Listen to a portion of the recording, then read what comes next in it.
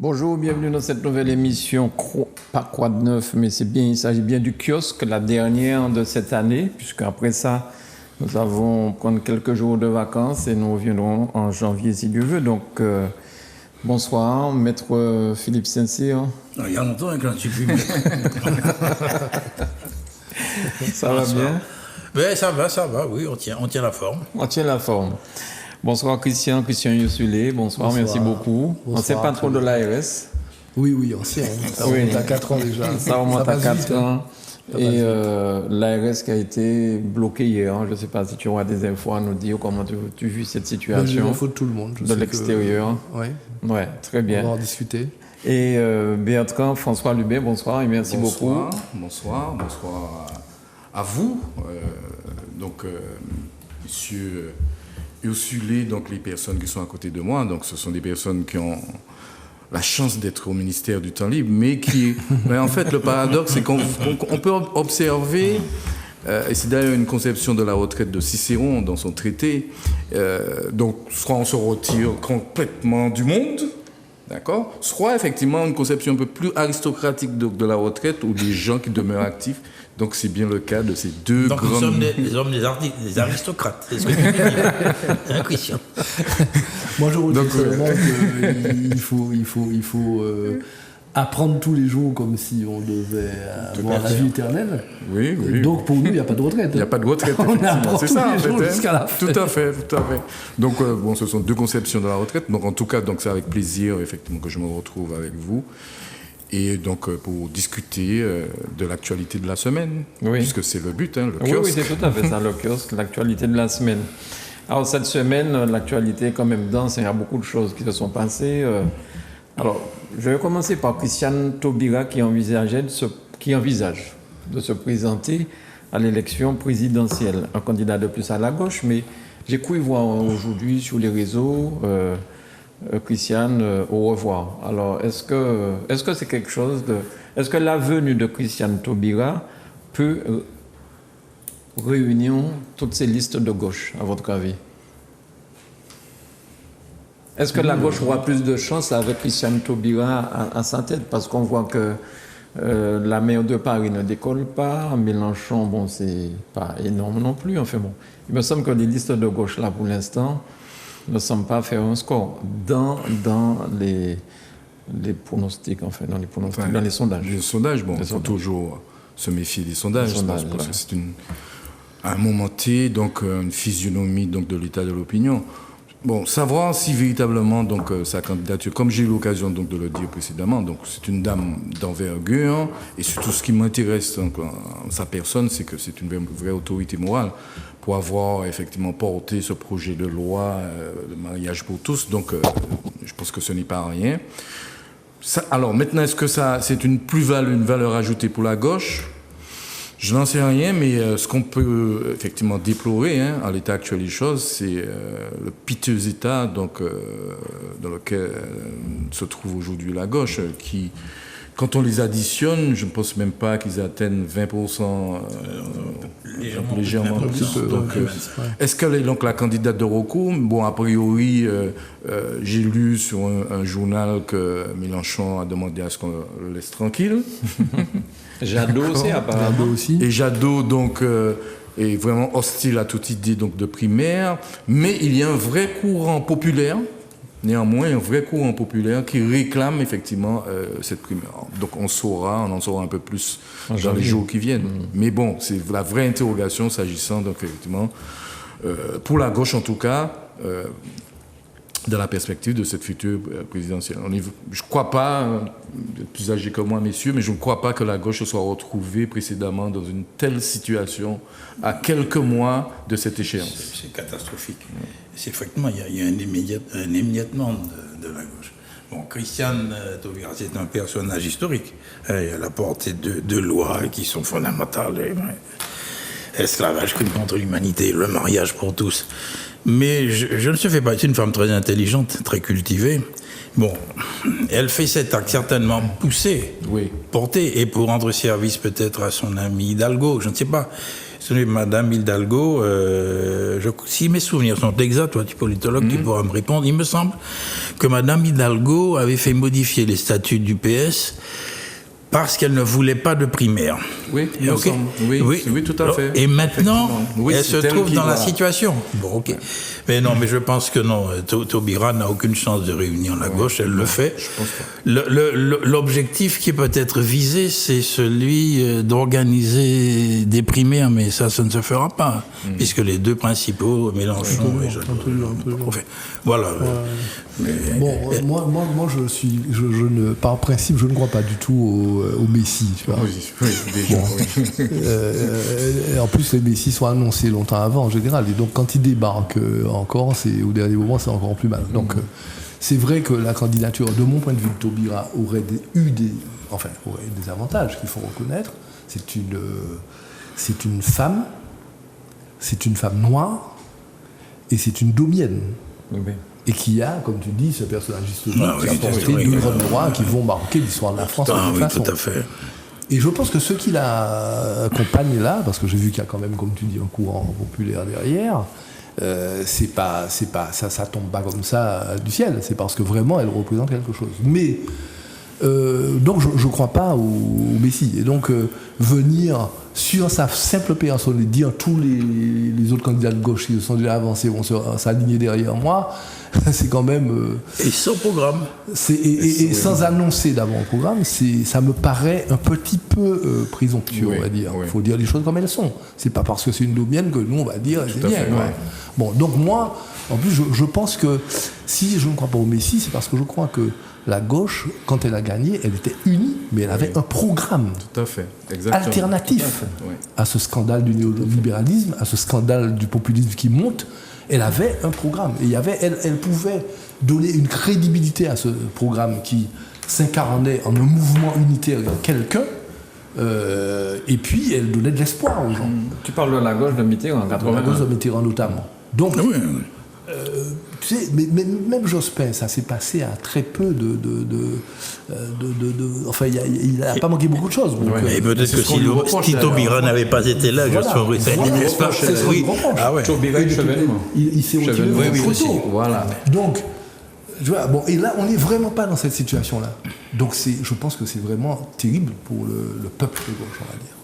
C'est dommage. Alors, ce qu'on peut remarquer aussi, c'est que les Domiens sont très prisés. Parce qu'il semblerait que grâce aux Domiens, on peut permettre à un candidat de passer. Et dernièrement, on avait ici Mélenchon à la Martinique, mais il n'y avait pas que Mélenchon, il y a eu plusieurs. Ils sont plusieurs. Ils sont plusieurs. Les Républicains. Un aller-retour. Voilà, un aller-retour, c'est vraiment ça. Mais par contre, Mélenchon est le seul à être allé sur la tombe de Césaire. On voit d'ailleurs la photo où il pose une gerbe sur la tombe d'Aimé Césaire. Et est-ce que c'est un très beau discours? Oui, il y avait un très beau discours derrière. Ah ouais, mais c'est un monsieur. En fait, je pense que son discours s'adresse plutôt aux Français qu'à nous, quand même. Mais en fait, c'est un très beau discours. Souvent, tu n'es pas français. De France.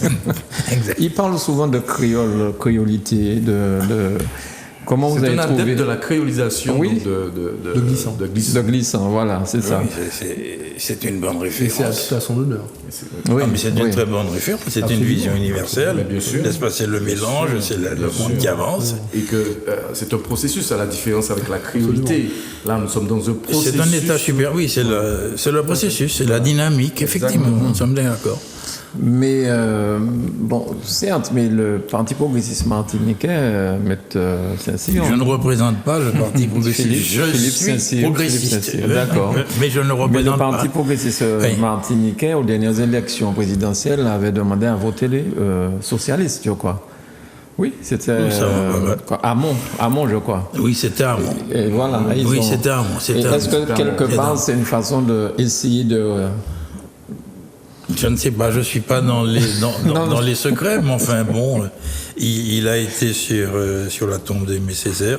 Il avait été très bien élu, vous savez, chez nous, oui. Chez nous, le meilleur score. Fait, Je sais pas, je pense qu'il doit être bien vu de l'état-major PPM. Je suis pas dans le secret des dieux, je sais pas. Il y a peut-être des jonctions, mais enfin, le président de la CTM, hier, a rencontré le président de la République, et aujourd'hui, il a signé une convention avec Pécresse. Là. Il a aussi rencontré Mélenchon lors de sa... Oui, absolument. Oui. Ils se sont rencontrés à la CTM, oui. C'est un bon jeu. Alors, justement, quand on parle de ce voyage de Serge Letchimy à Paris, qui rencontre le président de la République, qui rencontre Pécresse avec qui il signe une convention, est-ce que les affaires martiniquaises iront mieux, à votre avis, avec tout ça? Ça c'est dans ce but-là. C'est dans ce but-là, de toute façon. On n'a pas fait le détail des sujets de l'entretien. Mais il y avait plusieurs aspects. Je sais moi je suis ancien universitaire, mais il y avait la création de la fac de médecine. Oui, j'ai pas vu les sujets qui étaient. Mais il y avait des sujets effectivement très porteurs. Mais écoute-moi, nous sommes en période électorale, peut-être que c'est une période des miracles ou des mirages, et je ne sais pas. Mais je pense que c'est une bonne démarche de la part du président de la CTM de rencontrer le président de la République et de poser tous les problèmes. Donc je trouve ça. Qu'une rencontre comme ça, c'est pas une rencontre de Serge Letchimy, tutti personae. C'est le président de l'institution. C'est le président de l'institution. Tout à fait. Donc là, je pense qu'il représente et il défend les dossiers prioritaires de la Martinique.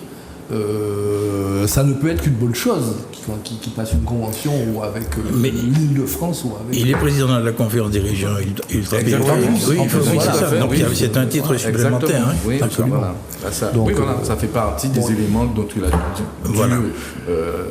discuter avec le président de la République. Et puis il a dû parler des Outre-mer. Et la preuve en fait que c'est quand il porte, c'est pas lui, il porte les dossiers de la partie, c'est qu'il a rencontré à la fois le président et Madame Pécresse, qui seront, puisqu'il y en a qui sont encore déclarés.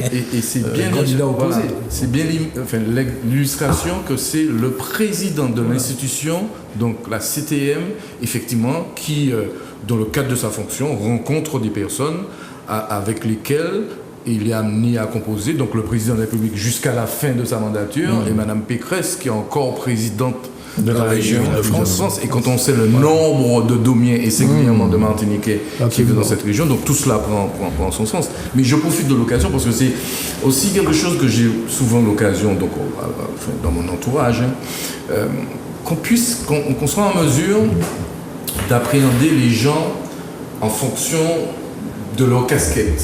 Absolument. Et le mot personne vient du latin persona qui veut dire masque de théâtre. Donc selon les circonstances dans lesquelles on se trouve, on prend un habit. Et j'ai pour habitude de dire à mes étudiants, aujourd'hui j'ai une casquette là. En ce moment j'ai une casquette, j'ai un habit. Mais une fois que je serai sorti de la salle, je n'aurai plus cette casquette, je vais l'enlever pour prendre l'habit de tous les jours. Donc il faut bien qu'on distingue donc, le président de l'institution, de l'individu, Serge Letchimy, ou encore le président du Parti progressiste de la Martinique. Donc il faut que les gens soient aussi en capacité d'appréhender selon les circonstances et faire cette distinction. C'est vrai. Je retiens que tu viens de dire, si jamais le président Macron se représente, il aura face à lui Valérie Pécresse. Tu penses qu'elle sera au deuxième tour? Ah ben j'en sais rien. Mais ils sont au moins candidats. Ils sont candidats. En tout cas, c'est ce que les sondages laissent entendre. Oui, c'est ce qu'on laisse entendre. Même si, effectivement, elle a bénéficié d'une certaine dynamique suite à son élection.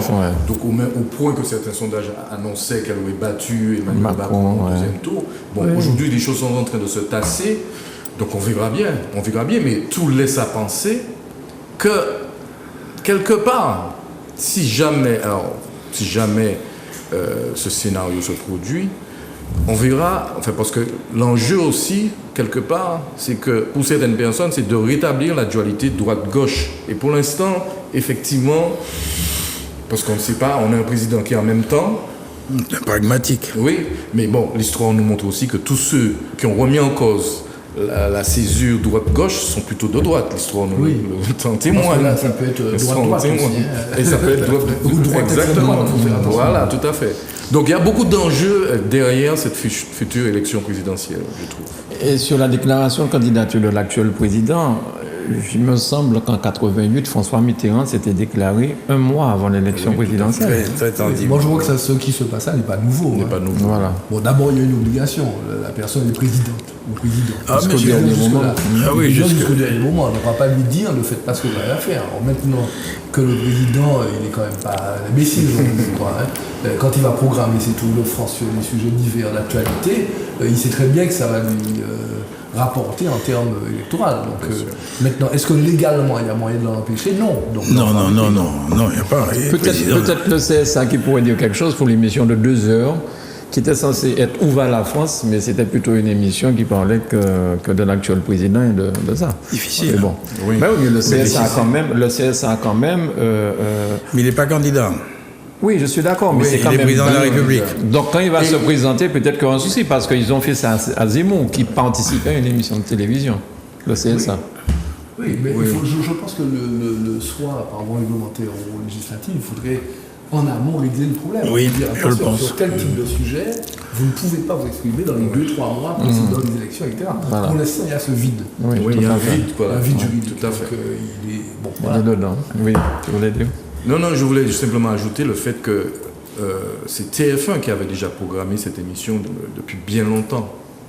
Et d'ailleurs, son entourage joue sur cet argument. Disant qu'il n'était pas demandeur, il a été sollicité, donc il y a, je crois, un mois, parce que ce sont des choses qui se programment, qui s'organisent très en amont. Et donc, ceci, a priori, ne devrait pas compter dans son temps de parole, d'autant qu'il n'est pas encore candidat. Ah, il n'est pas encore candidat. Oui. Mais non, avant de fermer le chapitre politique, je voudrais lui poser une question. Je t'en prie. C'est notre ministre des Outre-mer en Guadeloupe qui a lancé le fameux mot autonomie. Autonomie, oui. On voit bien sûr dans quel sens il lance.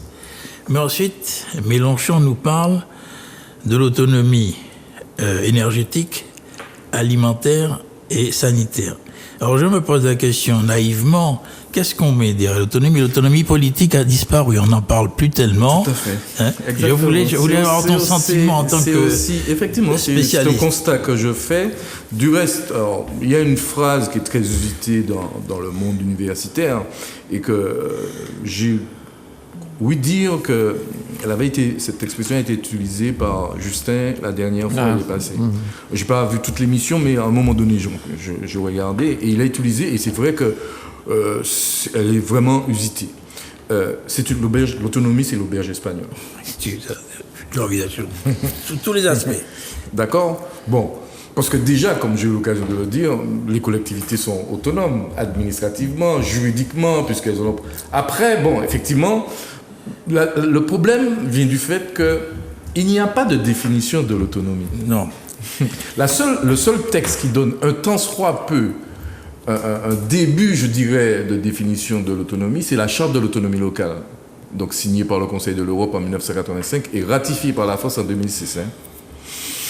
85, mais ratifiée par la France en 2006. Effectivement, donc, en somme, qui dit que c'est un droit et qui met l'accent sur la capacité effective. La capacité effective, donc, des collectivités territoriales à gérer leurs propres affaires. Capacité effective.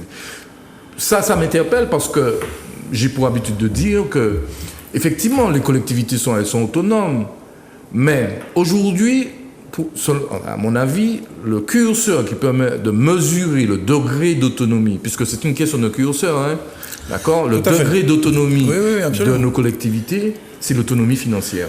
Et sur ce point, on en est très loin, parce que, en dépit de ce qui est dit à l'article 72 de la Constitution, notamment le principe de compensation, mais ce principe est foulé régulièrement donc, par le gouvernement qui ne respecte pas ce principe.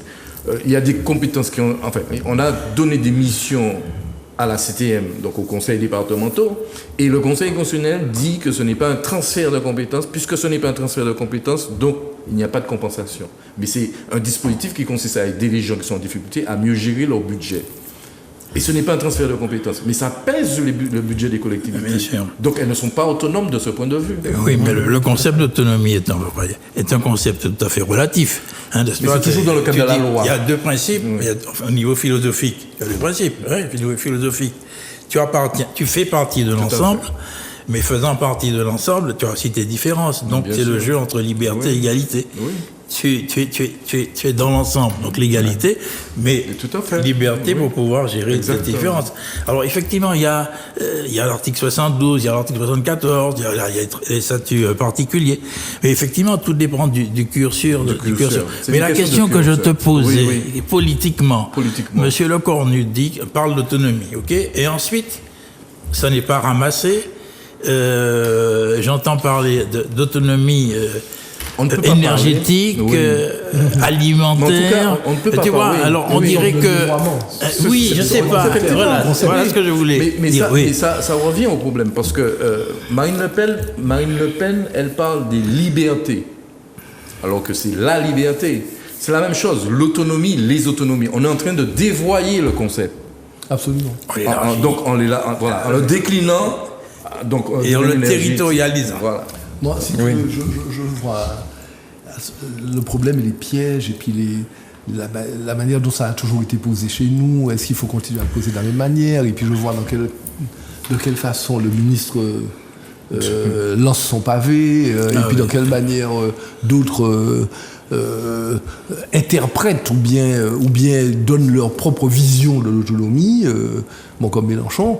Moi, je crois que nous, on devrait vraiment discuter aujourd'hui, les partisans du mouvement progressiste, du mouvement de décolonisation. Pourquoi je dis ça? Parce que si on regarde les choses, on nous parle d'autonomie alimentaire, d'autonomie énergétique, etc. Et tout ça. Si on prend les régions de France, aucune n'est autonome. Autonome, tout à fait. En tant que telle.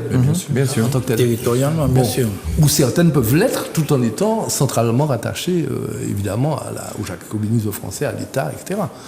Donc moi, je pense qu'aujourd'hui, c'est mon point de vue, enfin, il faut que cette boussole revienne d'actualité, celle de l'autonomie réelle, statutaire, mais peut-être qu'il faut qu'on fasse autrement, qu'il faut qu'on ait un programme qui vise à l'autonomie alimentaire, énergétique, enfin aux priorités, qu'on cherche à développer nos moyens financiers considérablement par le tourisme ou par autre chose.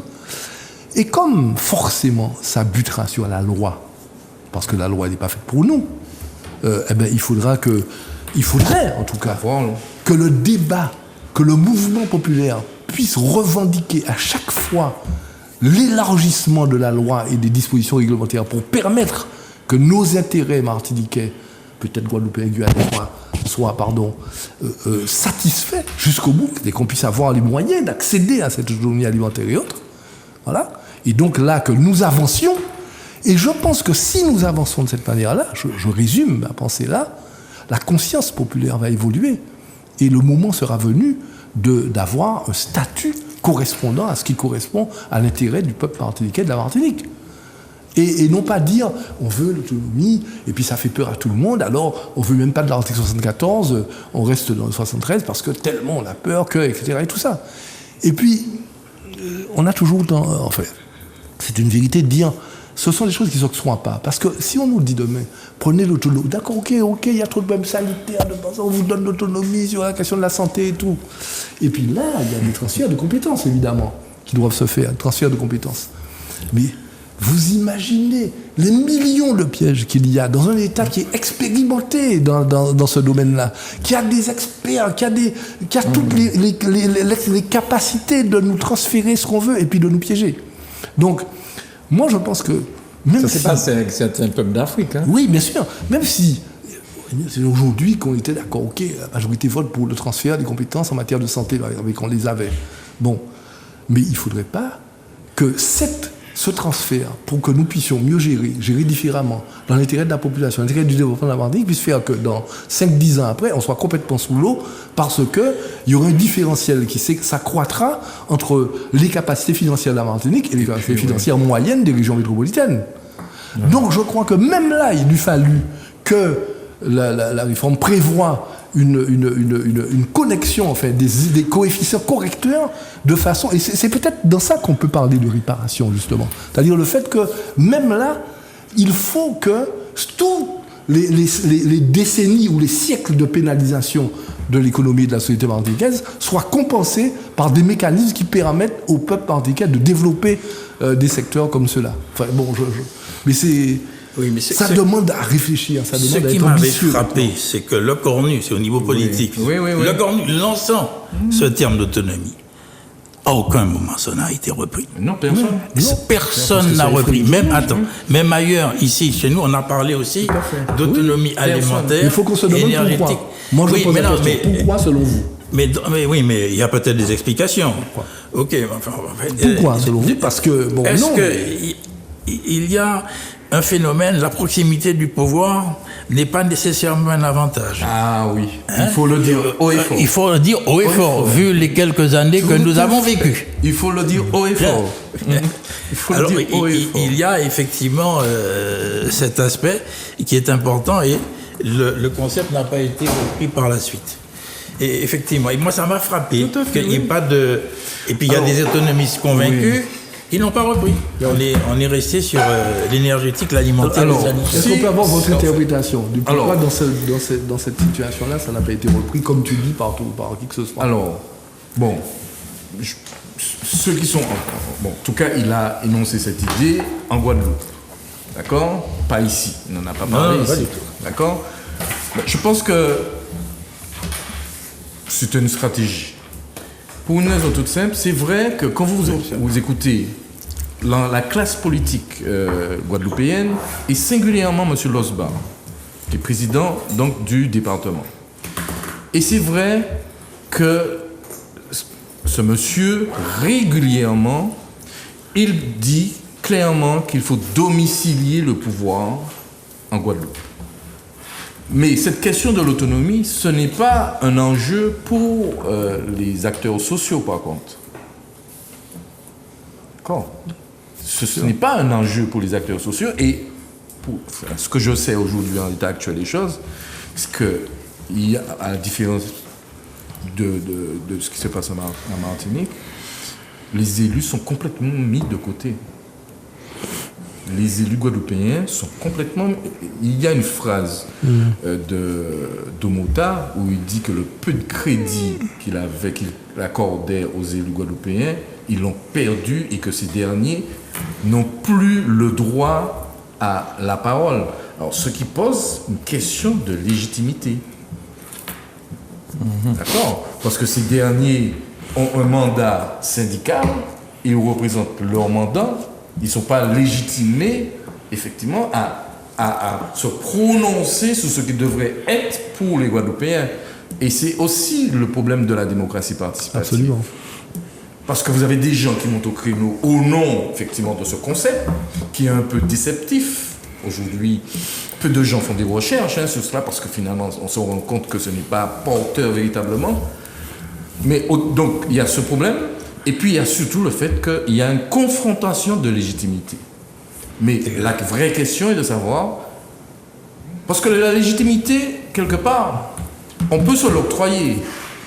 Mais normalement, on l'obtient par le biais de procédés qui, jusqu'à présent, est l'élection. Absolument. Et ces derniers ne sont pas élus pour représenter les Guadeloupéens. Donc, vous avez ce problème-là.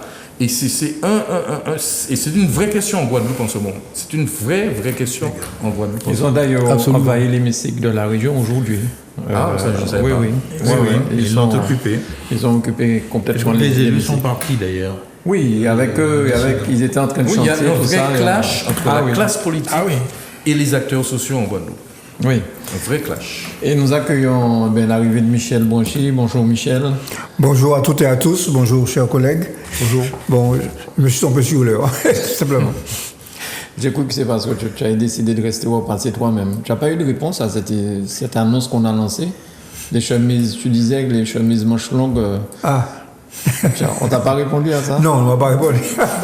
Bon, très bien. Mais je vois que il y a une majorité de manches courtes là. Le hasard, mais oui. Oui, c'est vrai, c'est le hasard. En tout cas, merci. Merci donc, de participer à cette émission comme d'hab. Alors, alors là, aujourd'hui, je pense au pass sanitaire aussi qui deviendra un pass vaccinal. Alors, c'est une vaste histoire. Alors, ils doivent légiférer, je crois, début janvier. Il veut avancer son calendrier puisque c'était prévu en janvier. Donc, au mois de janvier. Et là, il y a un conseil des ministres exceptionnel, donc lundi ou mardi, je crois. Et donc, le projet sera présenté à l'occasion donc, de ce conseil des ministres en vue donc, d'une adoption d'ici la fin de l'année. Donc, procédure accélérée. Oui. Voilà, certainement que donc en une seule lecture par chacune des deux chambres pour que effectivement ce projet de loi soit adopté et puisse devenir la loi. Donc ça doit être adopté à l'Assemblée, ensuite à la navette. Une seule lecture, il n'y aura pas de navette. Il n'y aura pas de navette cette fois-ci. Il n'y aura pas de navette avec la procédure accélérée. Donc la question, c'est les députés qui sont actuellement là, même s'ils font partie de la majorité de Macron, il y a quand même des élections prévues au mois de juin. Et apparemment, plus de 60% des Français sont contre cette histoire de transformation du pass. Ah bon? Oui, c'est ce que j'ai vu hier soir aux informations, je répète après eux. Du pass sanitaire transformé en pass vaccinal. Est-ce que vous pensez que c'est quelque chose qui pourra facilement être voté? Et puis, quel est le but de transformer le pass sanitaire en pass vaccinal? Mais moi, je crois que, d'abord, il faut, pour la population, les téléspectateurs, bien rappeler les choses. Oui. Le pass sanitaire, c'est quand même un dispositif qui vise à protéger la population de la contamination, en exigeant que ceux qui, notamment dans les professions de santé, soient ou bien vaccinés, ou bien face à preuve d'un test négatif, PCR négatif, ou bien d'une attestation de guérison suite à un Covid. D'accord ? Bon. Sauf qu'aujourd'hui, je crois qu'en France, métropolitaine, ils ont estimé à 185 ou 182 000 faux tests. D'accord ? Donc il n'y a pas que ça. Puis il y a le fait qu'il y a des tests qui sont réels mais qui ne sont pas fiables, etc. etc. Et puis aussi au fait que la vaccination, elle est très importante. C'est marginal, ceux qui ne sont pas vaccinés. Oui, à peu près 6 millions, je crois. Voilà. Donc c'est ça, là, sur 67 millions, 6 millions.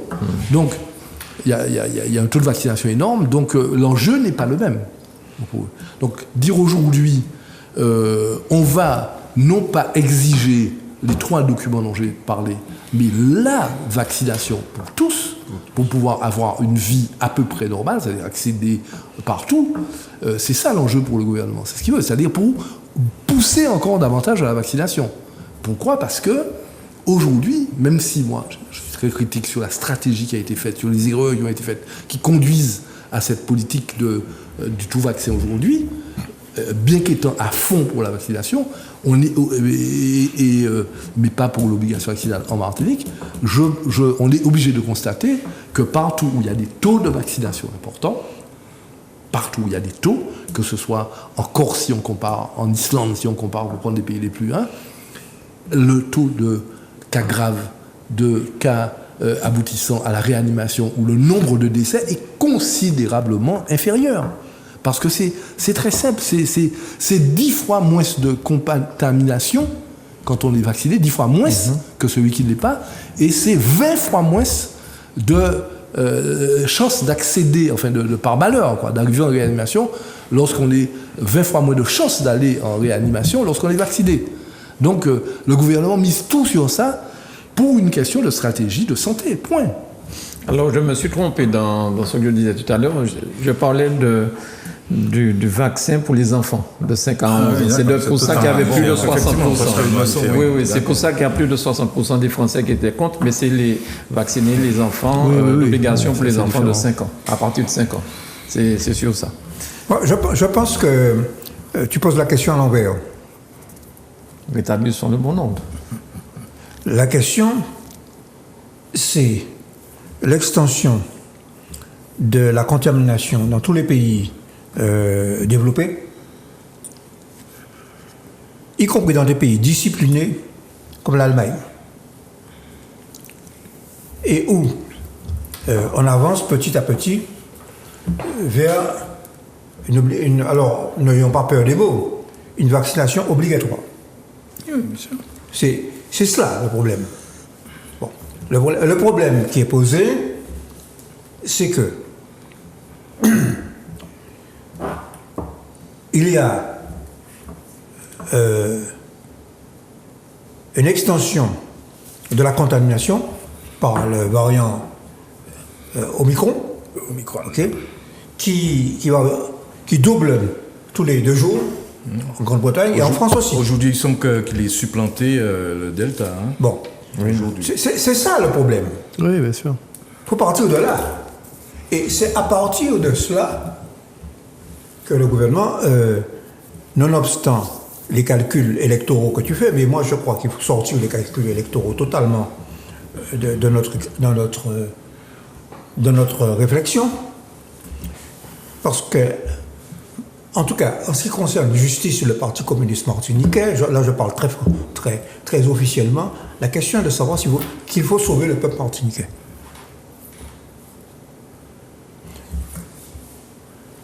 Par conséquent, j'ai entendu, moi, hier, que la semaine dernière, il y avait encore 20 décès à Martinique. 20 décès. Bon. Dont des syndicalistes, on va dire 2 mots de ça aussi. Bon. Dans mon quartier,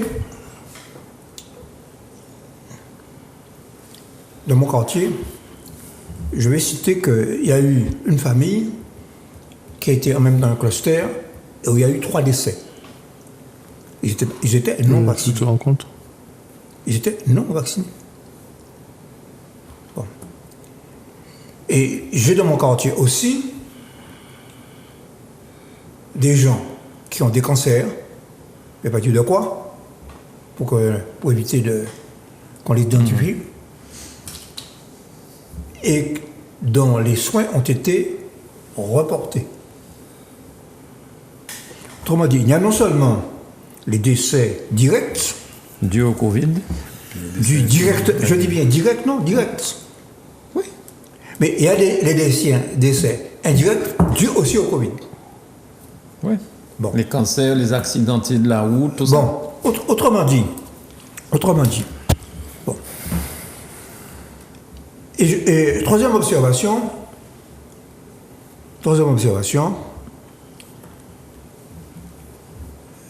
je vais plagier mon ami Raphaël Confiant qui a fait une tribune extrêmement percutante. Tout à fait. Extrêmement percutante, avec le talent qu'on lui connaît. Et c'est intitulé « Tous les premiers ministres et tous les présidents de la Caraïbe sont vaccinés ». Et dans tous ces pays... Ils l'ont fait publiquement en plus. Ils l'ont fait publiquement. Oui, et dans tous ces pays,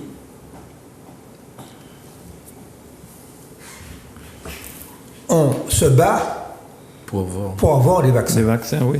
Bien. Alors, c'est pourquoi je dis qu'il faut poser la question de manière inverse. Bon. Et ça a été souligné, près de 80% des Français sont vaccinés. Donc la problématique qu'a à résoudre le peuple français, avec un niveau de vie. Alors bon, les Français se préoccupent, les politiques se préoccupent de Noël, de jour de l'an, très bien. Bon.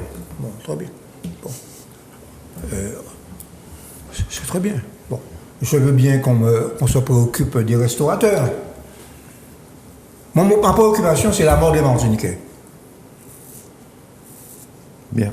Ma préoccupation, notre préoccupation, en tant qu'influenceur, comme on dit maintenant,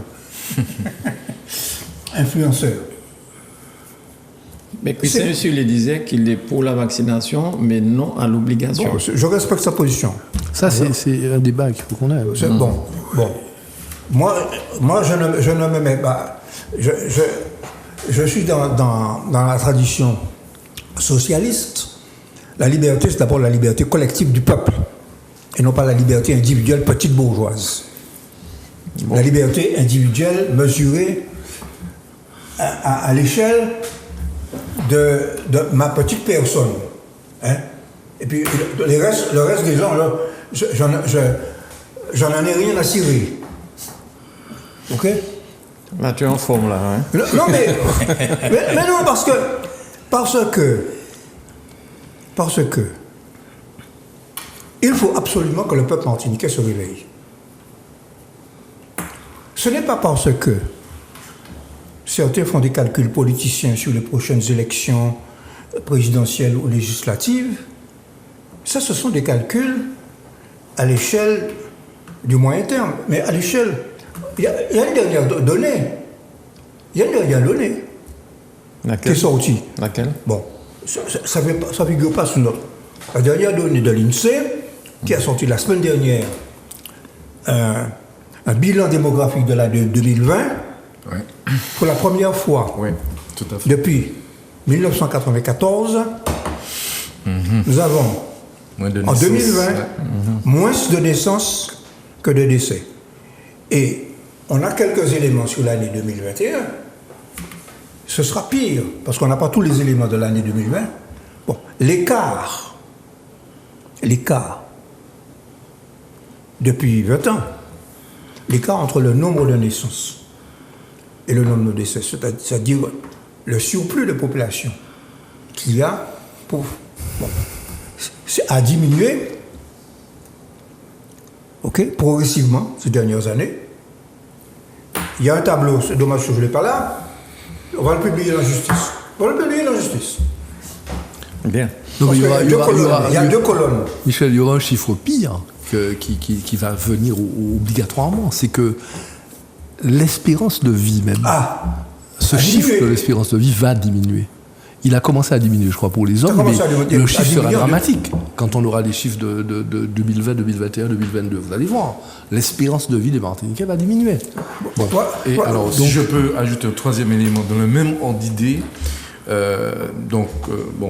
il y a un ouvrage qui va sortir, qui est déjà sorti pratiquement, sur les 75 ans donc, de la départementalisation, donc un ouvrage collectif sous la direction de Justin. Et nous avons organisé un séminaire récemment. Et un des collègues, donc je crois qu'il est basé en Guadeloupe ou en Guyane, je ne me rappelle pas, a fait un travail qui témoigne que, au rythme où les choses vont, nous devrions nous retrouver au même niveau que dans les années 1960. Au point de vue de la population. Au point de vue de la population. Oui, sans doute. Ok, mais par contre, avec une différence essentielle, je me souviens que dans les années 60, quand j'ai commencé à militer à la GEM, nous dénoncions Émile Maurice et le gouvernement de l'époque, qui parlait de la démographie galopante. Ah, tout à fait.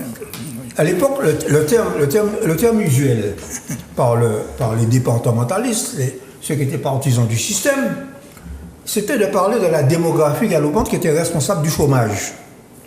D'où le Bumidum. Et d'où l'instauration du Bumidum. Bumidum, bien sûr. Qui a bouleversé totalement une des conséquences du Bumidum, c'est le vieillissement actuel. L'effet retardement de la démographie d'aujourd'hui, parce que les phénomènes démographiques, c'est des phénomènes de long terme. De long terme, oui. Ok? Bon. L'un des effets du Bumidum, c'est d'avoir introduit, en gros, aux alentours des années 2000, donc 2006, pour être précis, bon, en tant qu'économiste, c'est 2006. La baisse de la population en Martinique, c'est 2006. Baisse et vieillissement accéléré. C'est pas vieillissement. Le vieillissement est un phénomène démographique international. Oui. Avec les progrès de la médecine, de la etc. science, des vaccins. Tiens, des vaccins en Afrique, où j'ai habité d'ailleurs pendant ma jeunesse. Bon, les vaccins ont été un des facteurs de l'augmentation de la démographie et du rajeunissement de la population. Ok? Bon, eh bien, qu'est-ce qui s'est passé?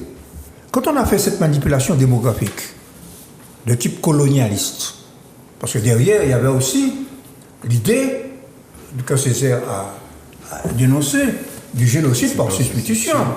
Pour supprimer le problème colonial, dit M. Mesper, il faut faire de la Martinique, de la Guadeloupe, de la Réunion, des colonies de peuplement.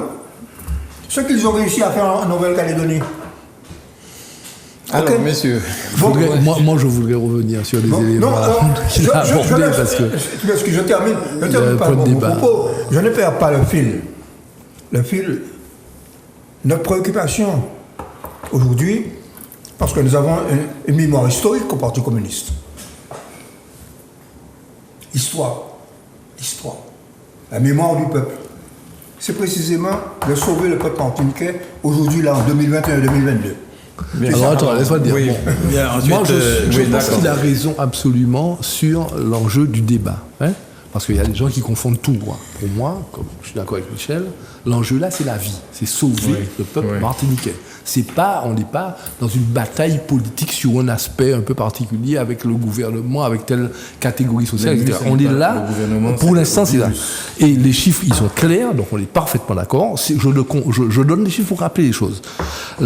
Si on ramène le taux de vaccination au nombre de décès, hein, lorsque la Corse a un taux de vaccination de 72%, la Corse a perdu 69 personnes en 4 vagues.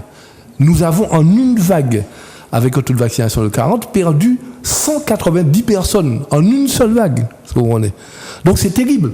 L'Islande, qui a la même population que nous, n'a perdu que 2 personnes. En 4 vagues, nous avons perdu 190 au lieu de 2 en une vague. Donc, tout ça, c'est machin. Là où je diffère, Michel, simplement pour des questions tactiques. Je vais regarder les faits. Parce que quand on est responsable, politique ou syndical, il faut être pragmatique et regarder les faits. Ce n'est pas des petits bourgeois qui réclament le fait de... Ils disent d'accord, on est d'accord avec la vaccination, mais on est contre l'obligation. Ce sont des syndicats. La CGT, la CDMT, FO, le GTM, le SAS, notamment, dans le secteur, et plus les autres corporations libérales. Bien, donc là, premier problème. Deuxièmement, si je dis, je suis pour l'obligation vaccinale, de façon intransigeante et tout, ça veut dire que je suis pour les suspensions, les radiations, l'absence, le licenciement, etc. De pas une ou deux personnes, comme ça pourrait se passer en France à l'hôpital, mais pour des dizaines et des centaines de personnes, et donc de familles. Est-ce que c'est ça ? Non, c'est pas ce qu'il veut dire. Hein. Il dit simplement, attention, et je suis d'accord philosophiquement sur, je suis pour la liberté de la collectivité, etc., pas les libertés individuelles. Bon, mais là, c'est pas comme en métropole, c'est une affaire collective en Martinique où le peuple, on ne sait pas pourquoi, on a dit dernièrement qu'on était étonné de la défiance, pour X raisons traditionnelles et des réseaux sociaux aussi qui s'y ajoutent, on a cette défiance massive. C'est pour ça que moi je dis, ok, il y a cette défiance, mais vous ne pouvez pas demander aux responsables de vous laisser contaminer tous les autres. Donc, le pass, donc la solution de tests réguliers pour prouver que vous n'êtes pas contagieux et que vous pouvez accéder à votre poste de travail. Le test PCR. Oui, sinon je vous laisse aller contaminer les autres. Ouais. Et c'est ça la solution. Je ne comprends pas qu'on ne soit pas encore arrivé à cette solution. Attends, Michel, laisse Philippe répondre sur ça. Il est parti. Non, deux petites observations sur le pass vaccinal. Bon, la vaccination est absolument obligatoire. C'est la seule solution en l'état actuel des choses. Je vais faire deux, trois remarques. Ça, on peut pas y échapper. Obligatoire pour certaines personnes. Il faut qu'on soit précis. La vaccination, c'est l'ensemble des citoyens qui est concerné. Non, c'est pas dans ce sens que je dis ça. C'est dans l'obligation sanitaire. C'est-à-dire que s'il n'y a pas d'autre solution, n'est-ce pas, que la vaccination. Il faut pas sortir de là. Ok. Bien. Et je pense qu'il faut prendre le problème sous l'aspect d'obligation morale. Pas d'obligation, l'obligation morale. Éthique aussi. Oui. Hein? Éthique aussi. Oui, éthique. Obligation morale au sens juridique du terme. C'est-à-dire que je me trouve dans la situation, n'est-ce pas, où je dois rencontrer mes enfants, où j'ai des réunions, il faut que je réfléchisse. Donc, je décide de me vacciner. Je prends la décision de le faire. Ok ? Et ça, c'est d'abord ta réflexion. Alors, quand j'entends parler de liberté, qu'il faut respecter la liberté, excusez-moi, mais si la liberté existe seule, sans humanité, qu'est-ce qu'elle va faire, la malheureuse ? Mais oui. Bon, je ferme la parenthèse. Par contre, il y a une réflexion du directeur de l'OMS aujourd'hui qui est très importante. Il a dit, ah ouais, c'est fondamental effectivement ce qu'il a dit. Ah ben, les pays riches se vaccinent, ils prennent des rappels sur rappels, mais si l'humanité, la planète ne réagit pas pour faire en sorte, n'est-ce pas, de lever les brevets et de de vacciner toute la planète, on ne va jamais s'en sortir, même pour les pays riches. Donc, il y a des variants qui vont venir. Donc, le virus nous interpelle sur le sens de notre humanité. Il nous interroge sur le sens de notre morale. Notre interdépendance. Okay. Oui, monsieur, oui, c'est en fonction de l'évolution planétaire. Mais je suis absolument d'accord avec toi. Il s'agit d'une question de survie. Ok. Alors, étant entendu, je vais ajouter une dernière chose, c'est que vous avez des gens, des compatriotes, qui sont très malheureux. J'en ai rencontré plusieurs, j'en ai parlé, des femmes qui sont des mères de famille, qui ont 2, 3 enfants, et qui n'arrivent pas, si tu veux, à trouver la vérité. Et j'en ai vu une sur une chaîne concurrente qui disait, je ne sais pas quoi faire, j'ai 2 enfants, non, je ne veux pas me faire vacciner, je ne dois pas me faire vacciner, et par conséquent, je ne sais pas de quoi demain sera fait. D'ailleurs, au niveau du CHU, je crois qu'il y a toute une organisation qui est faite pour cela. Et c'est très important, il ne faut pas oublier ces gens-là. Je sais qu'il y a une amie qui m'avait téléphoné de Paris, aide-soignante, et qui me posait la question de savoir ce qu'elle fait, comment elle fait, parce qu'ils n'arrivent pas à comprendre. Il y a tellement de fake news. Enfin, moi, quand j'ai pris... Quand j'ai pris mon troisième... Je devais prendre ma troisième dose, ok. Mon cas coûte les réseaux sociaux, mon cas coûte... Mais à un moment donné, moi, je dis, merde, j'ai fait une erreur, là. Qu'est-ce qui se passe? Pendant 10 minutes, Michel, j'ai hésité. Donc, mettez-vous à la place. Et lorsque vous discutez avec ces gens-là, que vous leur dites, effectivement, on peut se poser des questions, mais que la solution, il n'y en a pas 36... On arrive, c'est pour ça qu'il ne faut pas être brutal. Voilà. Il faut convaitre. Non, mais je suis d'accord avec toi. Oui. Mais il faut convaincre, parce qu'il y a des malheureux. Il y a des discours, effectivement, politiciens derrière ça. La question, c'est sur le comment faire. Il y a des malheureux derrière ça. Il y a des malheureux. La question, c'est sur le comment faire. Justement, le comment faire. En tant qu'ancien patron de l'ARS, comment tu aurais pu voir éventuellement gérer cette histoire-là autrement? Mais moi, j'ai dit aussi... parce que c'est aussi un peu, ça simplifie les choses de dire maintenant qu'est-ce qu'on aurait fait. Mais peut-être que, honnêtement, enfin, si j'avais eu la capacité de faire tout ce que j'aurais voulu, peut-être qu'on ne serait pas arrivé dans cette situation-là, déjà. C'est ça le problème. Mais bon, on y est. Donc, alors, moi, je pense que on ne peut pas être brutal, puisqu'on n'a pas affaire à un individu fascisant et qui veut pas se vacciner comme ça on en connaît ailleurs, bon, ou complotiste etc. Bon, donc on a affaire à des gens légitimement de bonne foi qui se posent des questions et qui ont peur. Alors on va leur dire non, vous n'avez pas à avoir peur, venez, je tiens votre bras et je vous pique. Mais faut arrêter. Et tu veux pas être vacciné, mais tu as 3 enfants, je te fous dehors parce que tu n'es telle date et tu ne t'es pas fait attendre. Mais ça veut dire quoi en Martinique? Ça n'est pas possible. Donc j'aurais dit non, nous allons prendre le temps de vous expliquer. Nous allons prendre le temps de vous... Mais entre-temps, vous ne pourrez pas aller contaminer les autres.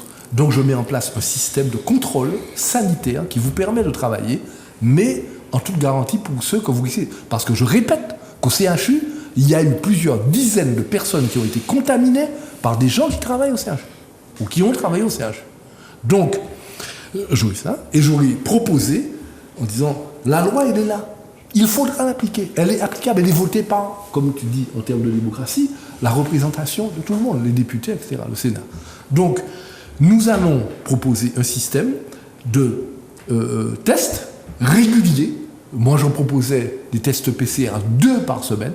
Ça garantit, ça limite un peu les risques, beaucoup les risques d'ailleurs, et les soignants pourraient, avec ces 2 tests par semaine, poursuivent leur travail, ce qui permettrait d'éviter d'ailleurs la pénurie dans l'hôpital, de faire venir des gens à grands coûts de frais aériens et de ceci et de cela, et la population martiniquaise pourrait travailler. Et dans ce temps, on mettrait en place des commissions avec les médecins, avec des personnes de la société civile, avec des élus, etc., pour expliquer, pour voir les gens, pour les conseiller, pour les accompagner, jusqu'à ce que l'on arrive. Si on arrive demain à une majorité qui a vraiment compris, qui a évolué et tout, et puis il y a 2, 3, quelques personnes qui ne veulent pas se vacciner parce que c'est des raisons idéologiques, ça c'est leur problème à ce moment-là. Mais on est dans un autre cas de figure. C'est ça. Et le test PCR a l'avantage parce que on dit on peut avoir les 2 doses, voire peut-être 3 doses, et puis être contaminé, être contaminant. Oui, alors que le test PCR, ça permet de savoir à l'instant si les gens peuvent prendre le boulot. Si les gens peuvent travailler. Voilà, s'ils peuvent travailler. Bien sûr. Oui. Bien sûr. Bientôt. Alors, bon, je partage la plupart des analyses. Et, c'est un problème assez d'ordre philosophique aussi. Hein. Et je pense que dans ce processus d'accompagnement, d'explication, voire d'explicitation donc, de la loi en tout cas, je pense qu'il faudrait que les gens apprennent à faire la distinction entre la soumission et l'obéissance. Parce que ce n'est pas la même chose. La soumission, c'est qu'on réduit les gens à l'esclavage. Là, il s'agit donc, le verbe obéir vient du latin obedire, qui veut dire prêter l'oreille. Et on est déjà dans une autre posture quand on se dit qu'on prête l'oreille. Et donc j'analyse en fonction donc, des données qui ont été donc, effectivement évoquées par mes camarades. Donc je prête l'oreille et à ce moment, effectivement, donc, je décide d'opter non pas pour ce qu'on appelle la liberté négative, mais pour ce qu'on appelle la liberté positive, où je m'implique dans la chose qui consiste effectivement à garantir quelque part, parce que je pense que nous en sommes là, la survie, et singulièrement la survie du peuple martiniquais. C'est juste prêter l'oreille, et ça s'appelle obéir, et non pas soumission, se soumettre. Ça veut dire j'accepte de sacrifier une partie de ma petite liberté dont tu parlais à titre personnel, parce que ça correspond à l'intérêt collectif de survie de la population martiniquaise si on ne fait pas comme ça. C'est ça le problème. Et il faut que l'on fasse comme ça. Il faut qu'on arrive à s'en sortir. Alors, certains des... Alors, il n'y a pas... Excusez-moi, je finis dessus parce que les gens vont dire « les autres pour vacciner, en tout cas, ils ne font pas comme... » Non, vaccination, mais gestes barrières, comportement civique, et ça fait, j'avais dit ça la dernière fois, toute la différence entre nous, Martinique, et puis un pays comme Barbade, par exemple, qui a effectivement à peu près notre taux de vaccination, légèrement plus, mais ils sont tellement respectueux des gestes barrières, de la discipline, où ils ne font pas n'importe quoi, où il n'y a pas de débordement, qu'ils ont un taux de mortalité nettement inférieur au nôtre. Non, mais je pense que, à la suite de ce qui vient d'être dit, il ne s'agit pas donc de dire qu'on est pour ou contre. Non. D'accord ? Bon, on peut réfléchir sur l'obligation. Quelqu'un peut je comprends les gens qui disent que je suis pour la vaccination, je suis contre l'obligation. C'est un vieux débat, comme ici, on a un vieux débat, et je l'ai personnellement avec des camarades, de débat des gens qui sont indépendantistes et qui sont fonctionnaires. Mais où est il n'y a pas d'obstacle à ce qu'on puisse être fonctionnaire, qui est un travailleur comme n'importe quel travailleur, et puis n'est pas un affidé assujetti au pouvoir. D'accord ? Et puis tout en se proclamant indépendantiste, on est dans le même registre, donc on peut très bien, effectivement, être favorable à la vaccination sans être pour autant effectivement accepter l'idée qu'on oblige les gens à se vacciner. Sans être pour donc voilà. Donc il faut bien que là encore, effectivement, parce que c'est devenu tellement difficile, la parole est devenue tellement difficile à cause des réseaux sociaux que les gens comprennent bien. Voilà. Donc quand on parle, d'accord, dans quel sens on parle véritablement. Donc ici il s'agit de faire de l'explication, de la pédagogie et non de prendre parti pour tel ou tel. C'est ça, c'est ça. Tout à fait. Alors Michel, est-ce que tu as... Non, c'était une boutade. À un moment de ta vie, est-ce que tu t'es posé la question, je suis indépendantiste peut-être et fonctionnaire? Je ne me suis jamais posé cette question. D'accord. Mais ceci dit, il y a des gens qui me l'ont renvoyé dans la figure régulièrement. D'ailleurs, bon, je dirais que historiquement, les premiers qui ont renvoyé ça a été notamment un certain Michel Renard, qui a renvoyé ça à la figure de Armand Nicolas, Walter Guiteau, Guy Dufont et Georges Mauboin. En leur disant comment se fait-il que vous soyez fonctionnaire et que vous soyez pour l'autonomie de la Martinique. Et ça a pris ça a donné lieu à une ordonnance Debré du 15 octobre 1960. Ça a été jusque-là. Oui. Ça a été les gens de la droite ont demandé au gouvernement de sanctionner les fonctionnaires qui étaient pour l'autonomie. Et à l'époque, il y a eu une ordonnance de Michel Debré, Premier ministre du général de Gaulle, qui a pris une ordonnance et qui dit en gros que le fait que c'est un acte qui est constitutif de non-respect de l'ordre public, en gros, qui est attentatoire à l'ordre public que de revendiquer l'autonomie et que par conséquent, on peut donner au préfet la possibilité de les renvoyer dans leur administration d'origine. Donc, qu'est-ce qui s'est passé? Eh bien, on les a renommés en France, et comme ils ont refusé leur déplacement d'office, eh bien, ils ont été virés de la fonction publique. Carrément. Et ça n'était que l'autonomie, hein, c'était pas la dépendance, parce que l'autonomie, c'est dans le cadre de la loi. Donc on est toujours... Donc, il a fallu plus de 10 ans de lutte, notamment des syndicats, et du comité martiniquais de liberté publique, hein, qui était animé pendant longtemps par un certain Saïd, qui était président de la... L'université. Non, de la... FOL, non? La FOL. La FOL, la Fédération. Je rappelle ça. Parce qu'on a entendu ça à l'occasion du débat. Ça c'est revenu en Guadeloupe et en Martinique. Hein, ce reproche. Comment fait-il qu'un tel revendique ceci, cela, par alors qu'il est fonctionnaire? Mais on a dit ça pour Domota. Oui, par exemple, il est à la NPE. C'est un argument. C'est un faux argument. Bien sûr. Bon, mais ceci dit, bon,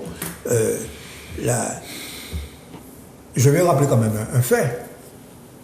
Dans tous les pays qui ont revendiqué l'indépendance ou l'autonomie,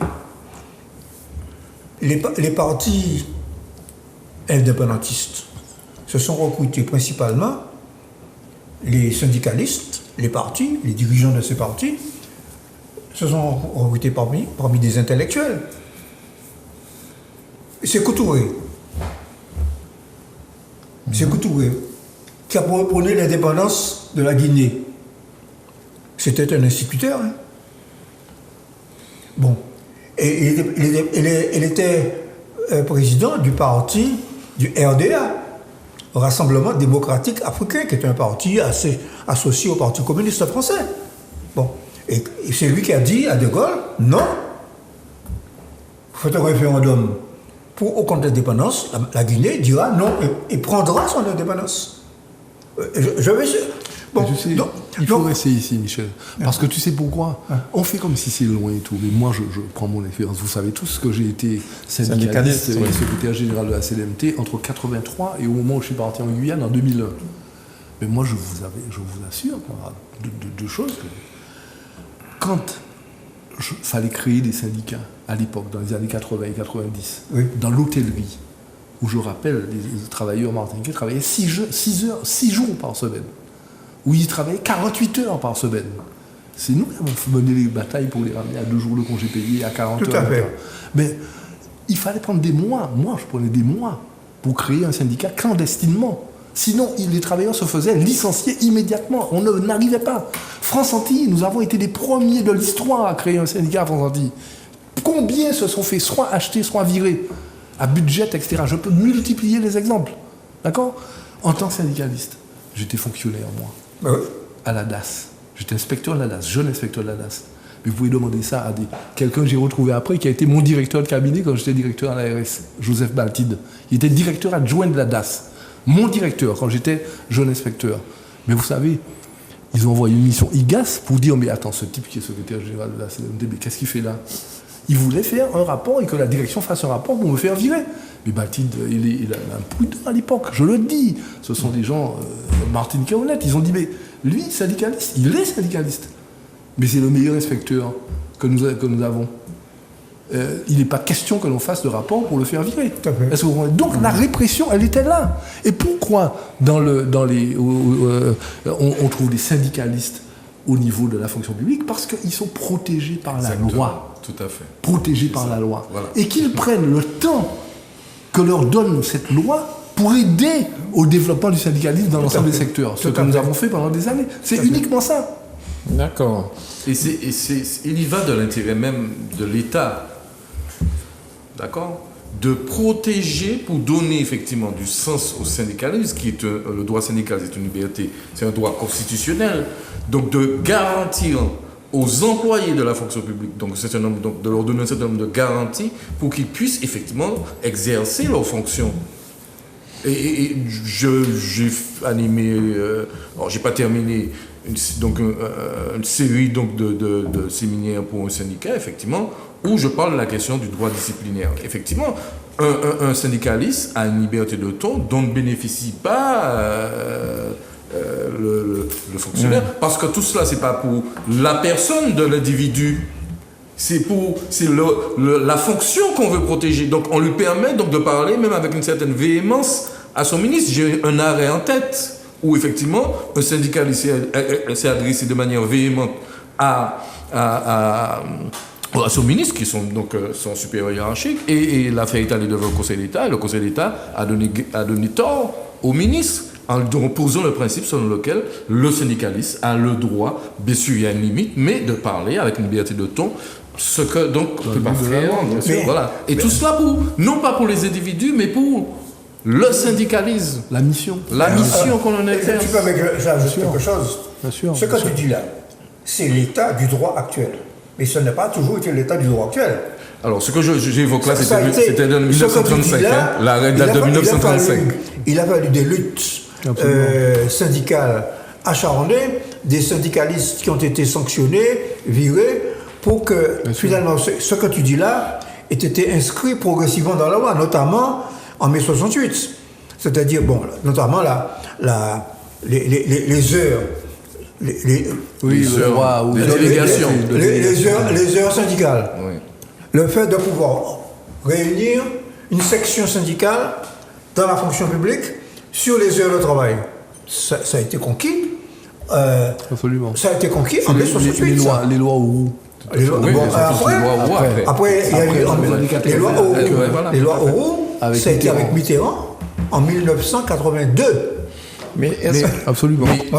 Le parallèle aujourd'hui, ce que les syndicalistes ont bénéficié, ce dont ils ont bénéficié, profite aujourd'hui aux élus.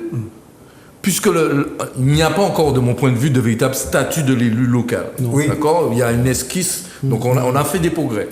Mais en tout cas, pour justement encore exercer la fonction, on a mis en place un certain nombre de mesures qui sont inspirées par ce qui existe pour les syndicalistes, donc permettant de libérer les élus, qu'ils soient adjoints ou autres, pour exercer donc cette mission. Ils ont droit à des heures, ils ont un crédit d'heures.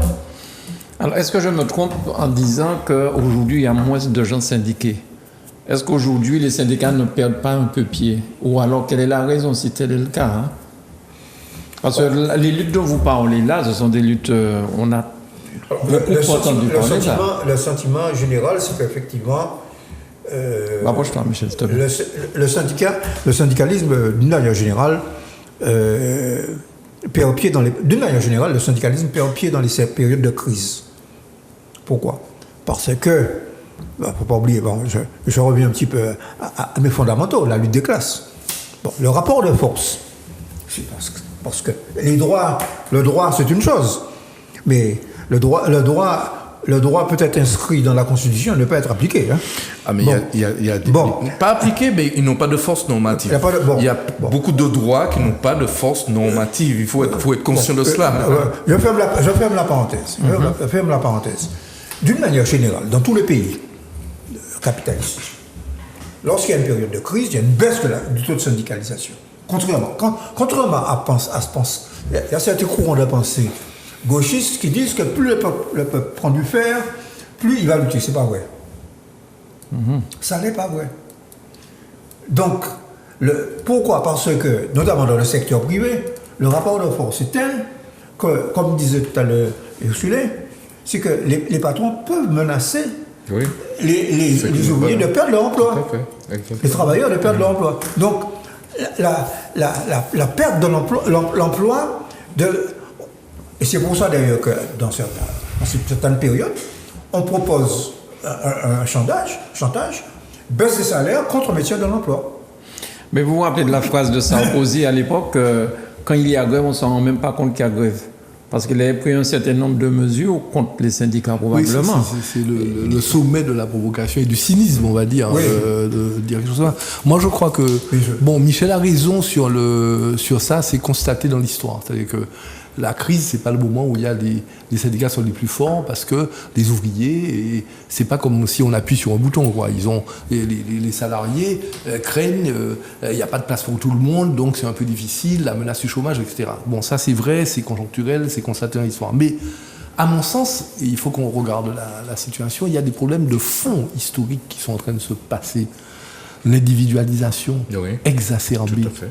L'ubérisation de la forme de travail avec la concurrence entre salariés, qui est poussée à un point, la précarisation des statuts, etc., la flexibilité du travail.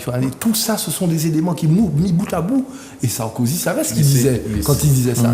Ils étaient là pour démantibuler fondamentalement tout ce qui permet aux salariés de résister et de lutter. Donc, voilà. Et c'est mondial, quoi. C'est le néolibéralisme, c'est ça. L'idée, c'est donc de créer une société de marché où chacun est en compétition avec l'autre. C'est ça le néolibéralisme, et qui diffère du libéralisme. Parce que si le libéralisme supposait que l'État s'abstienne, au contraire, le néolibéralisme demande l'intervention, suppose-t-il l'intervention de l'État pour instituer cette société de marché, et au besoin avec un brin d'autoritarisme. Tout à fait. Mais c'est ce qui se passe d'une manière générale dans les pays occidentaux aujourd'hui. Il y a une dérive autoritariste. Regardez en Europe, Orban, etc. Il y a une dérive d'une manière générale autoritariste. L'Italie avec Salvini. Alors, là où les choses, heureusement, donnent espoir, c'est que quelque part, les luttes et la nécessité de la lutte fait que ça renverse un peu les choses. Regardez ce qui s'est passé en Italie. Il y a eu un renversement assez spectaculaire, alors qu'on donnait l'extrême droite au bord du pouvoir. Bon, il y a eu un renversement. Bon, ils étaient au pouvoir aussi. À un moment donné, ils avaient le pouvoir. Regardez l'Espagne. Sur l'immigration, regardez l'Espagne. Il y avait une percée dans certaines régions de l'extrême droite. Bon. Approche-toi. Bon, eh bien, les Espagnols ont mis au pouvoir une coalition de gauche, et aussi bien au Portugal. Donc, par conséquent, c'est pour ça qu'il n'y a pas de déterminisme, et que c'est là où intervient précisément. Je reviens à l'éthique et à la morale.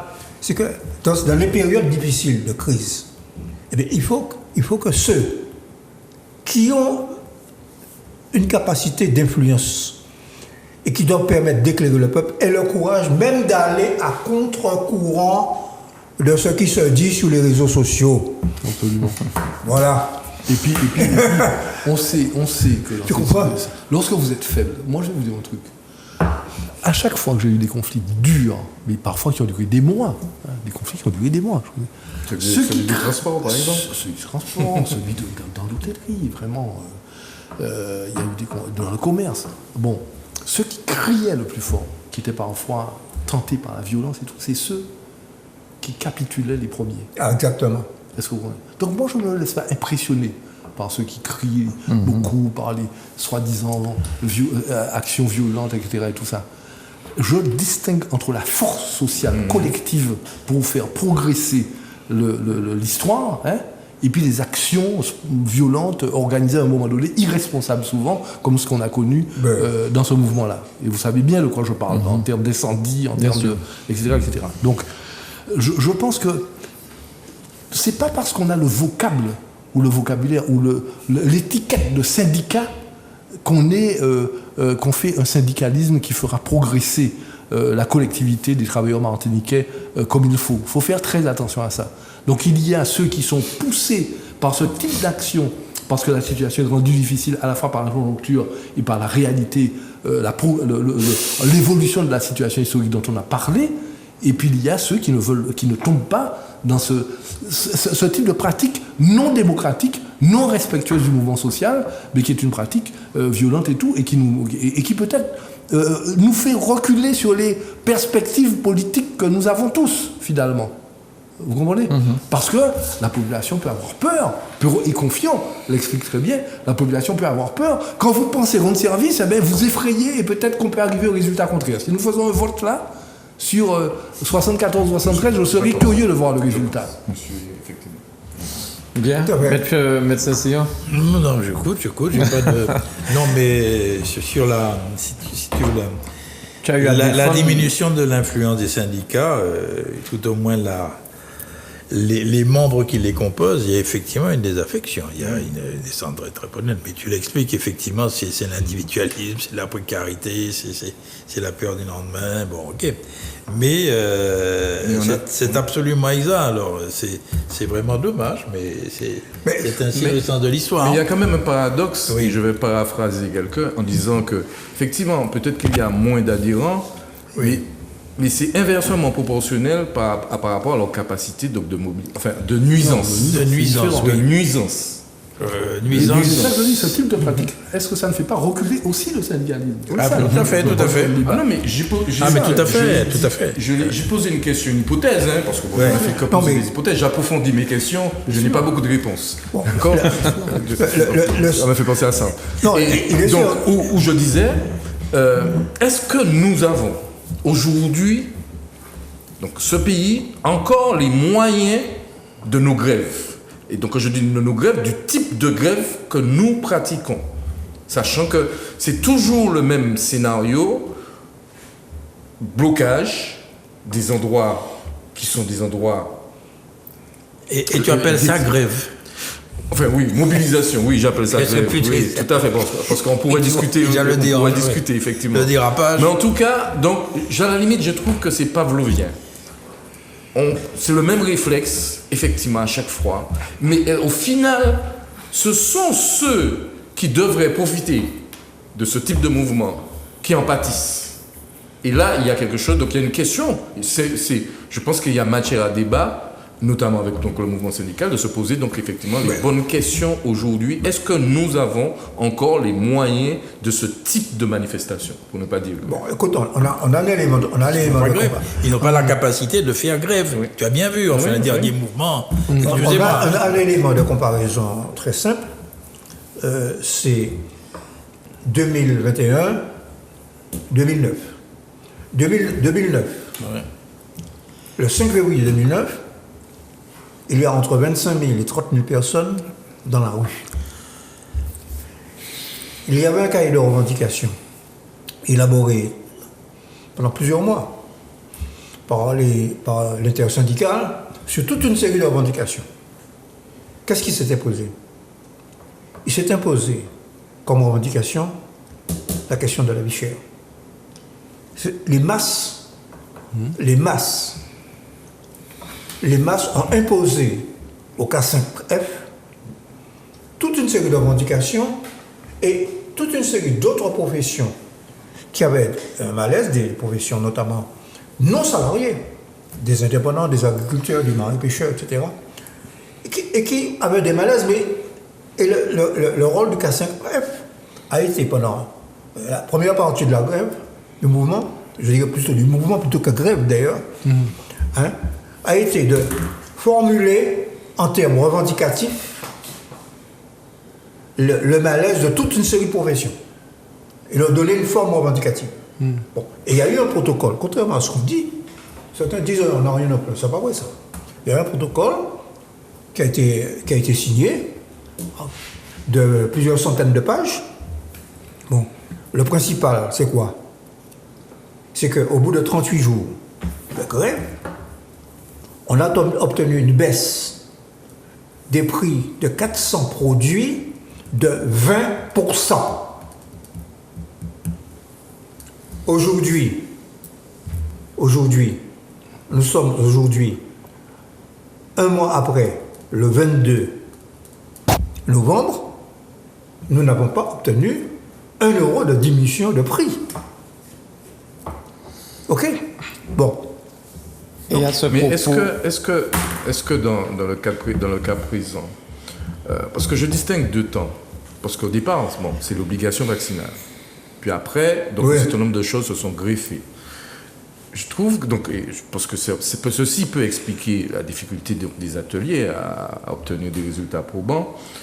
Je trouve qu'il y a un temps d'urgence et un temps long. C'est-à-dire qu'il y a des thèmes qui ont besoin, enfin, qui méritent qu'on y apporte des réponses immédiates. Et puis il y a des questions qui demandent qu'effectivement on discute sur le long terme.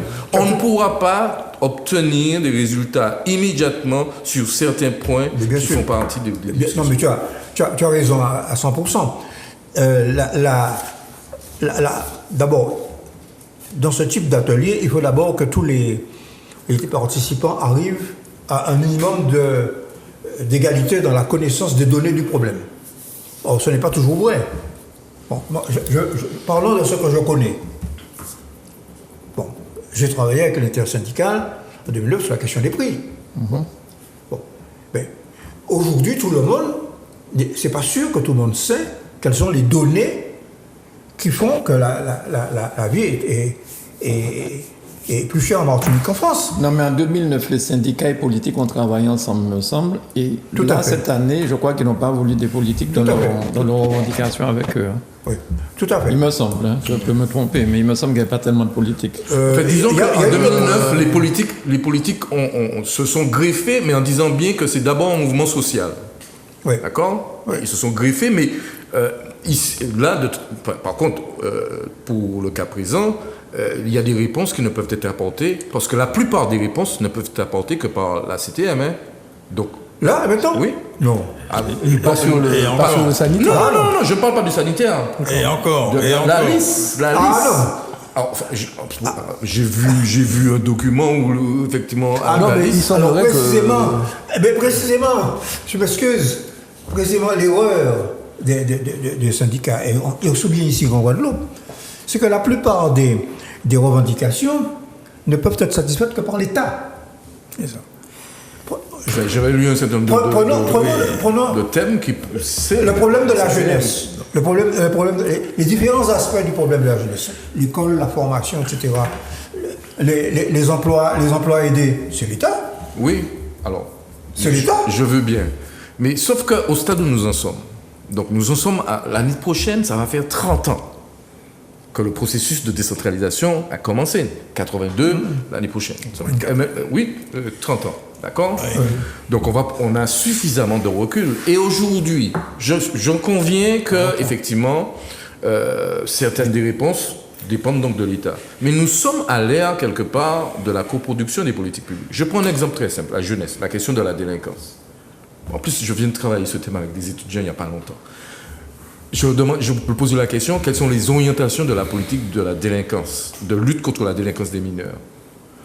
Bon, le résultat, c'est que... Mais en fait, il y a deux orientations. Il y a une dimension répressive qui relève essentiellement de l'État, mais il y a une dimension sociale qui relève de la CTM. En partie. Donc c'est en cela que je dis que la plupart des politiques sont coproduites. Hormis les domaines qu'on va dire purement régaliens, ainsi de suite. Mais il y a un phénomène de coproduction où, peu ou prou, les collectivités territoriales, à un degré, donc STM ou encore communes, voire, ce ne sont pas des collectivités, mais des établissements publics, les EPCI, sont concernés par les problématiques qui font l'objet de revendications. Soyons clairs. Soyons courts parce que l'émission est finie. On va les prendre la prochaine fois. Il y a 13 thèmes de revendication. Oui, mais pourquoi intégrer... Il y a effectivement la revendication urgente dont tu parles. Mais on intègre Donc on ouvre. Mais pourquoi? C'est une stratégie simple, n'est-ce pas? C'est pour amener le plus de monde possible. Oui, et puis donner plus de force. On voit bien que certains leaders syndicaux ont voulu être de la partie parce que sur le champ du sanitaire, ils ne sont pas représentés. Ils ne sont pas d'accord. On voit bien que c'est... Oui, absolument. Ils ne sont pas d'accord. Les deux, je dirais. Oui, je discutais avec des gens ce midi qui font partie des ateliers, qui sont... moi, la réalité des ateliers aujourd'hui, selon ce qu'on me dit, c'est qu'il y a à la fois l'État et la CTM dans les ateliers, et puis l'intersyndical, en fait, aujourd'hui, apparemment, serait réparti en deux. Il y a des syndicats qui sont uniquement dans la santé, et les autres sont dans toutes les autres thématiques hors santé. Alors, parlons des syndicats, parce qu'il faut qu'on arrête, mais...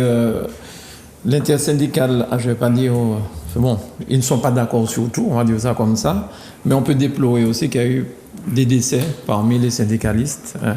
Il y a M. Alain Descailles, il y a le syndicat des taxis, Aimé Agathe, artiste. Donc, et il y a d'autres syndicalistes, me semble-t-il. Il y en avait déjà eu.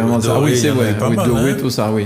Mais il y a encore, semble-t-il, des gens en ce moment à l'hôpital, des syndicalistes encore à l'hôpital et peut-être pas dans le coma, mais enfin dans une situation quand même assez difficile. Ce sont des situations très pénibles et qu'il faudrait effectivement faire en sorte, n'est-ce pas, que l'on puisse aller de l'avant, nous sortir un peu de cette situation qui va encore empirer. Ils font partie de la population martiniquaise. La population martiniquaise, elle est en danger et elle sera encore plus en danger.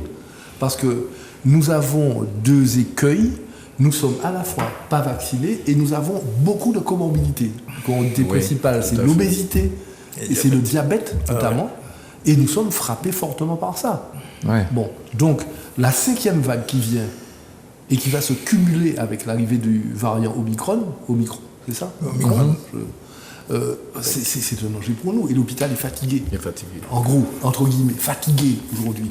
Avec plein d'absents, avec des personnels malades, fatigués, etc. Encombré aujourd'hui le nombre de personnes qu'il y a dans les services et tout. Alors qu'est-ce qu'on va faire? Il faut que la population se ressaisisse. Alors là, par exemple, je ne sais pas si c'est hier matin que l'ARS était... Il y avait une manifestation devant l'ARS. Est-ce qu'il y a des pourparlers en cours avec les syndicats? Je n'ai pas d'informations là-dessus. Je ne sais pas si vous en avez. Non. Mais en tout cas, nous sommes à la veille de la Noël. À l'heure où nous enregistrons, là, nous sommes aujourd'hui 23. C'est ça, c'est le 23, c'est bien ça. Nous sommes le 23 décembre. Voilà, 23 décembre. Demain, c'est le jour de Noël. Normalement, jour où on peut s'asseoir peut-être autour d'une table pour converser. Ça vous dites bien qu'il s'agit de la vie et de la santé des Martiniquais. Donc, mais tu as raison. Trouver un point de... Alors, ce qui est assez paradoxal, ce sont des moments de communion. Alors, je ne donne pas communion dans une connotation religieuse. Donc, on se rend compte, et à cause de ce virus, on ne pourra pas communier. C'est assez, ne serait-ce qu'au niveau familial. Donc c'est ce paradoxe-là qui m'interpelle de ce qu'on nous sommes en train de vivre depuis maintenant 2 ans. Alors, ce virus est très intelligent. Le confinement est levé pour la Noël avec nous. Mais il ne sera pas levé le 31 décembre. Donc, le quoi? Le confinement. Il est levé là pour la Noël. Pour le 24. Le couvre-feu. Tu m'inquiétais là. Et pour le 31, il sera de rigueur. Donc... on va passer pour 2 ans, c'est la 2e année, nous allons passer donc cette situation. 2020. Ah non, c'est le 3e. Non, deuxième. Mars 2020. Mars 2020, on est... En tout cas, je vous souhaite à tous les 4 et à ceux qui nous regardent de passer, malgré ces conditions difficiles, un joyeux Noël en famille, mais protégé. Il faut, malgré la situation difficile, et je pense notamment aujourd'hui aux familles des 762 décédés à l'hôpital. On pense l'hôpital. J'ai bien dit hôpital, je pense qu'il y a autour de 2000 en Martinique, dans toute la Martinique. Il y a 94 personnes à l'hôpital. Catastrophe. Il y en a 31 qui sont en réanimation. Je vous signale que la Martinique a toujours eu à peu près autour de 24 lits de réanimation.